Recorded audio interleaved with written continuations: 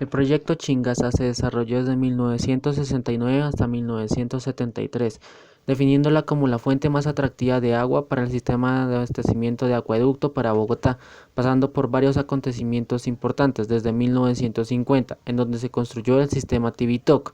En 1966, que se hacen cartas topográficas que definirían lo que sería la futura construcción, estimando aproximadamente 743 millones de pesos para esta.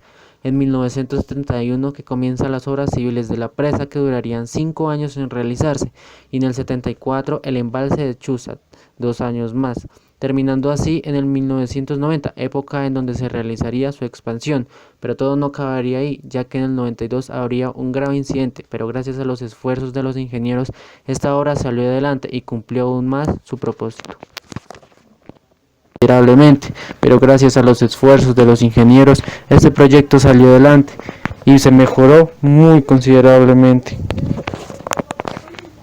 La represa de Golillas es una barrera construida con el fin de almacenar, controlar y derivar agua por medio de túneles de gran magnitud que permitan el abastecimiento de agua al 80% de los ciudadanos de Bogotá e incluso municipios aledaños de Meta y Cundinamarca. La constructora encargada de llevar a cabo este proyecto fue ICA, que por sus siglas significan Ingenieros Civiles Asociados. Luego de que la empresa yugoslava abandonara el proyecto por un sobrecosto generado por la aparición de gas metano en la zona.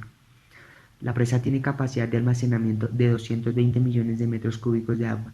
Aporta 12 metros cúbicos de este preciado líquido por segundo al embalse de San Rafael, ubicado a unos kilómetros de Bogotá.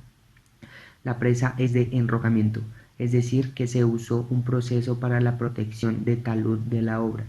Tiene una altura máxima de 125 metros, 350 metros de longitud sobre la corona. Para su diseño debió desarrollarse un análisis de deformabilidad que permitiera la compatibilidad estructural del enrocamiento y la pantalla impermeable del concreto, así como el empotramiento de la pantalla en la traza del talud con las laderas y el lecho del mismo río. Se construyó también el vertedero de demasías y los caminos de acceso temporales y permanentes de la presa Golillas, para llevar las aguas del río Guatiquía al embalse de la presa Golillas. Ica construyó igualmente la presa de derivación de concreto con contrafluente y su obra de toma. Otros trabajos realizados fueron los túneles de Guataquía, El Faro, Siberia, Usaquén y Palacio Río Blanco. El parque cuenta con un clima desde los 21 a 4.5 grados y ofrece un espacio apropiado para el nacimiento de lagunas, ríos, quebradas y por supuesto nacimiento de vida. El agua se desliza por túneles y tuberías enormes, y a pesar de que provenga de un páramo virgen, debe purificarse para ser consumida. La ciudad cuenta con 6 plantas de tratamiento de agua, pero tan solo 4 de ellas están activas. La planta de Wisner capta el líquido vital del páramo de Chingaza, ubicado a 3 horas de la ciudad, saliendo por la vía Calera, a más de 3.000 metros sobre el nivel del mar. La laguna Chingaza, lugar de adoración ancestral de los muiscas, alimenta el río Guatiquía. Ahí empieza la captación de agua a través de túneles que la llevan al embalse de Chuza, donde reposan más de 250 millones de metros cúbicos. La presa de Golillas, tan alta como un edificio de 40 pisos, se encarga de devolver parte del caudal del río Chuza al río Chuza y de regular el nivel del agua en el embalse. Después, el líquido baja a una presión de 1.000 metros cúbicos por segundo por el túnel Palacio Río Blanco. La fuerza es tal que desintegraría cualquier objeto que pasara por debajo de él. Toda esta presión es necesaria para prescindir de máquinas que bombeen el agua hasta Bogotá. Solo unas compuertas de acero con un grosor de 60 centímetros se lo oponen al caudal para regularlo.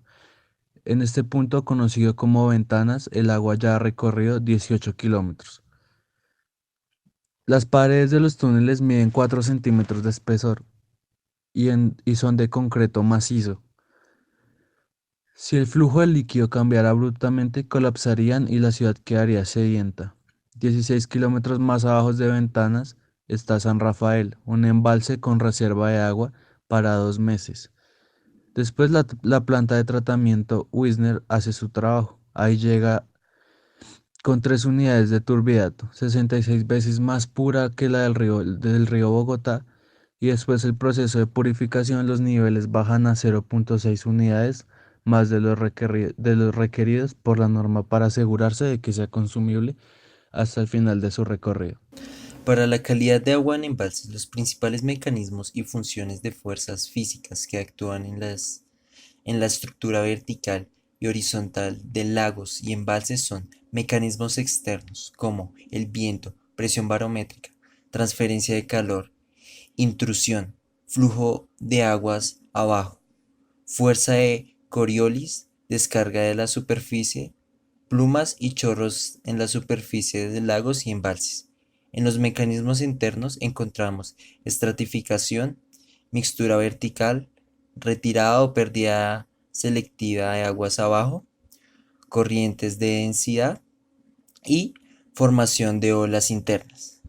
Las variables químicas, los parámetros químicos, son las variables más importantes que caracterizan la calidad de agua y componen los indicadores e índices para que se establezcan sus múltiples usos. A través de ellos podemos relacionar valores que nos permitan, por ejemplo, clasificar el agua en los huesos y dientes. En estos encontraríamos el silicio, el calcio, el magnesio, el sodio, el potasio, el boro, el flúor, el yodo, el azufre, el cloruros, selenio, molibdeno, cobalto, hierro, magnesio, cromo, cobre, zinc y vanadio. A pesar que algunos elementos metálicos son nocivos en altas concentraciones, ellos pueden ser necesarios para las funciones enzimáticas de los ecosistemas en pequeñas cantidades. Otro factor muy importante sería el oxígeno. Es un gas muy importante para la biología y en las aguas, en la participación de sin número de reacciones químicas en los ecosistemas acuáticos. Todos los organismos heterótrofos dependen de una forma u otra del oxígeno para mantener los procesos metabólicos de producción de energía y de reproducción. Las principales fuentes de oxígeno para el agua son la atmósfera y la fotosíntesis. Por otro lado, la pérdida ocurre por el consumo y la descomposición de materia orgánica hacia la atmósfera, por la respiración de organismos acuáticos y por la oxidación de iones metálicos como por ejemplo el hierro y el magnesio.